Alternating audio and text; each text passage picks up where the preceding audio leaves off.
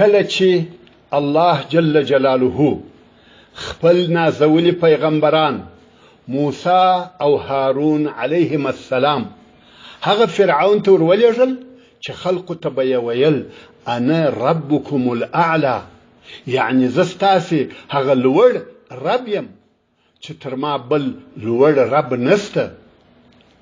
الله جل جلاله د دغه سرکشه فرعون چې د الوهیت یا خدایي دعوه یې کړې وه په اړه خپلو معزز پیغمبرانو موسی او هارون علیهم السلام ته فرمایي اذهبا الى فرعون انه طغى فقولا له قولا لینا لعله يتذكر او يخشى. یعنی فرعون ته ورسي،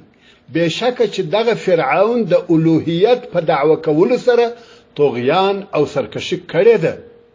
او دلره په دغه اړه چې دغه الوهیت د دعوی څخه لاس واخلي، نرمي او پستې خبرې وکړي، شاید چې پند واخلي، عبرت حاصل کړي یا وبېریږي دغه خپله د الوهیت او خدایي دعوه پرېږدي. یا رحیم او رحمان ربه،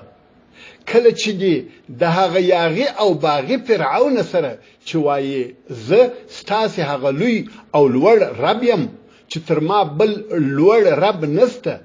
دغه د رحم او شفقت معامله وي، نو پر هغه بنده به دي څومره مهرباني او رحمت وي چې سر پر سجده درته اږدي او وایي سبحان ربي الاعلى،